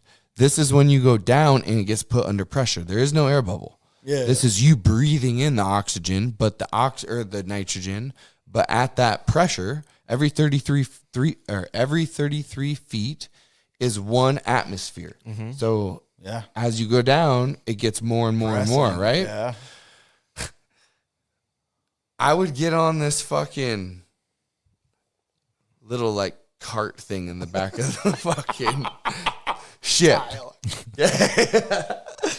And we would have to get acclimated to being able to work under these conditions. Here's some helium. Oh my God, dude, you'd be holding on to this fucking cart and they'd take you down. And pretty soon as the like light or the sun starts going away, my arms would be like, and I'd get this noise. And my arms would be like really, really like Inspector Gadget arms. Yeah. But we're still on this little table like this, but it's like, Holy shit. and that's how it would be. Okay. Well, then one day it was really, really shitty outside. So we had to do deep dives, 185 feet, but we couldn't do it we couldn't bring, why can't I think of the name of the boat? Welcome to my world. Oh, it's driving me nuts right now. Anyways, we couldn't take the boat out to the Puget Sound. Too bad of weather. But we had to get the dives done, and so we needed to do it in the hyperbaric chamber. So we went into so we went into the fucking hyperbaric chamber. Do you know what a hyperbaric chamber is? Mm-hmm. Oh my fucking God. Well, that's also how they fight the bends, yeah? Yes. Yeah. Yes, because they got to bring us back They down pressurize immediately, you. right? Yeah. Okay. That brings up another story after this about the hyperbaric chamber. Let's talk about claustrophobic. Okay. Nah, that's not nothing like getting in the fucking... That's gnarly, though. So we get in the hyperbaric chamber. So we have to get in the hyperbaric chamber. There's this girl named Whitney. And She's single? What up, she slut? was then. She was then. No. You can see on the depth gauge of like how deep they would be. And there's like the little windows. Yeah. And she just fucking straight up pulls her shirt up and shows her tits straight out the window in the middle class, dude, to everyone. What? Yes. Because she was just out of it or what? Yeah, because she's high down there. Yeah. So Default slut. We call that. Well, here's the thing: is she had blacked out because the instructor checks out. No. the instructor gets on the comms, talks to them inside, and is like, "Hey, no. Quit showing your tits. Yeah, quit showing your tits to the class." Yeah. Brings us back up to surface. Brings them. I wasn't in there with them. I was on the outside. Dang it. Walk me through it one more time. But she doesn't remember any of it. Yeah. She's completely blacked out. no. So now she's just fucking humiliated, right? Yeah. But these pictures will remind you. No. So here's a story. Yeah, exactly. So here's a story, Kozak, about being bent. I was working on the Salvation, like Salvation, picking up this sunken Army ship. crew? No, a sunken ship. Bringing it back up to the surface. Yeah. Okay? Well, I'm bringing it back up to the surface, and I have rope, and I have these fucking donut things that I'm filling up with air that are like lifting up that I've floats, rigged to the corners of this boat, and I'm gonna start pumping water out of it and bring it up. Well, I'm doing this, and I get to like the third fucking knot, and all of a sudden, all of my vision, like it just goes dark. Everything. How deep are you? Probably like 70 feet. Okay. So not too deep, but still deep. I mean, it's still Sucks. deep. And I don't have like flippers on. I have steel toe boots on. Yeah. So I'm like walking around. Diving bell. No. And it goes dark. And I'm like, oh, fuck. And I look up, and there's no sun, no nothing, just pitch black. And it wasn't like that. It was really green. Like really, sun. It was bright and green. I could see. I mean, not very far, but I can see. Now it's bright and green. I mean, now it's pitch black. And I think what has happened is that the boat, maybe I rigged it wrong. Something happened to where the boat is falling down on me, and it's going to crush me down at the bottom. Yep. Luckily, you got steel toe boots on. Yeah. Thank God, right? And so I'm like, oh, fuck. So I have what's called an umbilical, which is my comms, my air, I have what's called a pneumo, which is an extra just air line connected up into my helmet that runs up a lead all the way up top shore, directly up. right? Yeah. And so there's like Morse code with it. If I do certain tugs in a certain line, it means certain things, left, right, and if I feel it, like we can direct each other. Fuck. 3 hard or whatever. And so I do this. And so I'm fucking doing this. Well, my tender isn't, that's his name.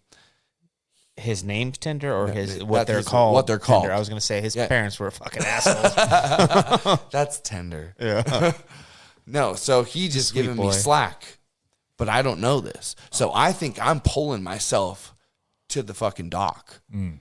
Well, no. Next thing I know, I go to take a step, and I'm all tangled up in all my fucking line and everything. I trip. I fall on the ground. I'm like laying on the side like this, and I'm thinking, I'm going to die, dude.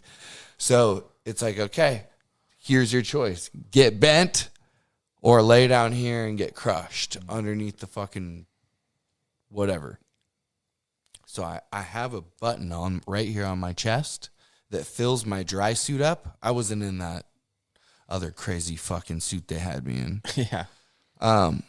It fills up with air. Yeah. And then it'll just shoot me straight to the surface. Yeah, your BC is going to get... Right, but then I'm going to not off gas enough. Yeah, you're not stopping at 33 feet. You're fucking shooting right past that. I got couple 3 nights minutes of farting and we're beating this. I think I had like 3 minutes. Surface. Yeah, exactly. Your eyes feel like they're gonna fucking like they're bloodshot as shit. Well, so no, I mean, not too much from 70. I mean, it was pretty gnarly, but it was like, oh, I'm going to the fucking surface. Fuck it. All of a sudden, it fucking shoots. Boom! I make it. I can see light, and I'm like, make it to the top. They're like, what the fuck's going on, Red Diver? What the hell? Because I only got a little bit of time. I got to strip down to my fucking underwear or butt naked. No cotton.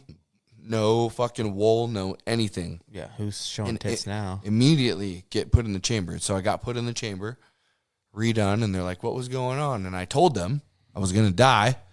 And they're like, no, 2 tugboats went across the shit, like the canal. And they did a 360 and it just stirred up all the soot. And it just Put in the wash. Yeah. And I'm like, well, you didn't want to fucking tell me that? All of a sudden my life went completely black as I'm underneath the water. Yeah. Thought I was dying. So that was a story too. See, So that was the most claustrophobic then, or Not claustrophobic, just I mean, he wins. It doesn't matter. no. That's He the was kind of in shit, tugboat dude. prop wash, blowing them all. That's insane. got bent. That wins. Yeah, I got bent. Well, yeah, no. The claustrophobic was when I was in the fucking World War II dive suit okay, where they bolted it on. I got you. That one was just about. Yeah. That one was Cuba just Gooding about getting Jr. bent. was fucking just shivering right above me, like that motherfucker. That's crazy. What's the deepest you've ever gone? That's what she said, I Yeah, guess. six, Jordan. 3.5 inches. Yeah, 185. it depends. 185? That's a long way 185 down.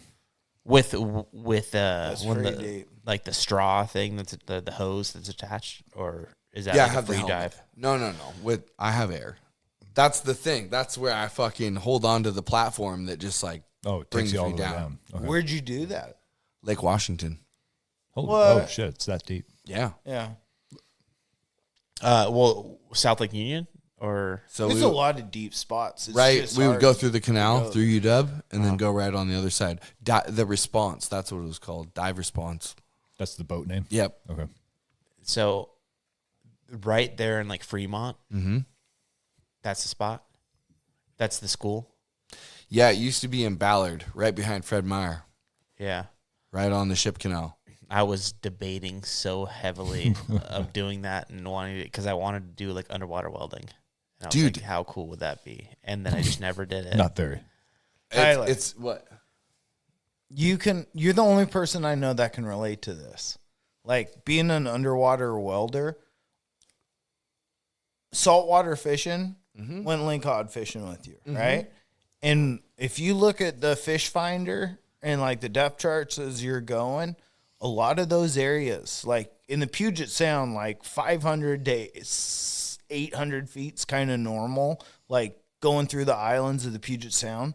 But then once you start kind of going out where we launched up north towards Bellingham and you're hitting the straits, to get into 1,000 foot, 2,000 foot water, like to be a dive person, it's like you see those oil rigs or drill things and they spend tons of money to send a guy down there drilling at those crazy depths. Yeah, those are sat divers. Yeah. They'll go down in a bell, an actual bell. Yeah. And then they'll go drop the bell at like 1,200 feet. It takes them like 3 weeks to get down there because they have to fucking saturate at certain depths. Yeah. I've read like a popular mechanics article about this. And then they go down until they can get there. And then they'll live in this bell. And they'll go down because it's like an air pocket, just like flipping the cup over and putting in this fucking Diving tub. bell. Right? And then they'll go out and they'll do shit. They'll shit out there. They'll piss out there, and then they come up and they get done, and then it'll take them like a month to fucking get back up, and then they got paid, $120,000. It took them, a month or a month and a half. Yeah. But Yeah. it's pretty sketchy, man. Oh, dude. Well, it's not safe. Yeah, you're down there for like 90 days at a time, just because of the amount of time it takes them to compress on the way down and then decompress on the way back up. Yeah, you'll just die. Yeah. Just like pulling the fucking rockfish up when we're looking for lean cod. Are they working the whole time? Or are they just like they're just No. acclimating. just hanging out? Hanging just out. playing cards. That'd be just so fucking boring. Yeah. That's where PlayStation comes in handy, gentlemen. Technology's great. The things people will do for money. Dude, but how? But It goes what, back what, to what like, an bro, adventure, just chop though. the wood and fucking carry But the that- water, make but the that's- tea. hang on, But that kind of adventure, though. That's not Like an the- adventure. You're in the diving bell just hoping you don't die. Yeah.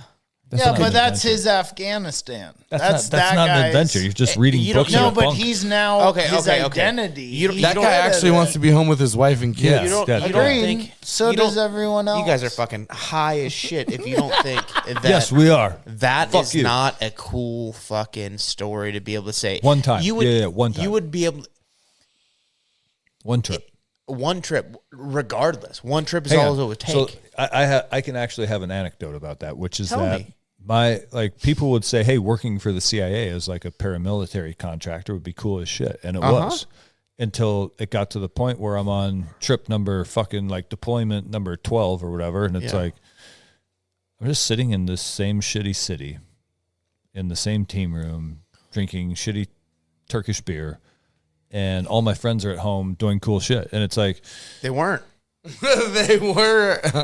Yeah, They weren't. from You your were. eyes, You though. were. From your You were eyes. doing the cool shit. No. but from my eyes, I was just Right, doing yeah. the same. I was just rinse and repeat, rinse and repeat. But the thing is like But that's grass is greener. That's human it's the instinct. it's the guide, right? The hunting guide Jay-Z's lives a sick of crazy cool Beyonce. life. Yeah, Jay-Z sick of Beyonce.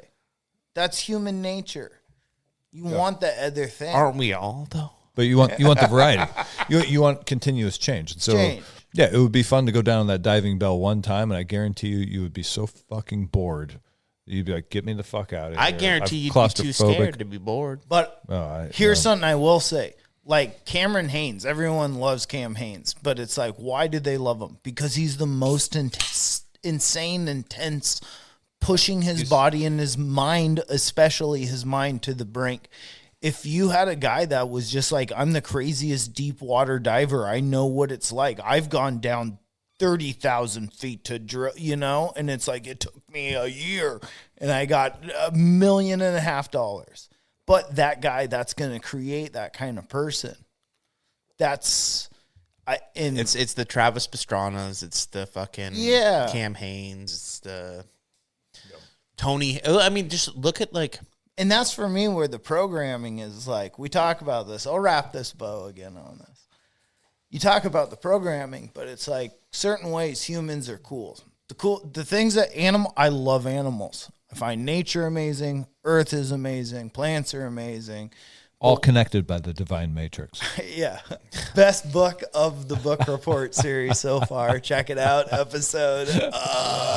I got it tattooed on my lower back. Let me turn around. You can read it. Yeah, I'll read it later.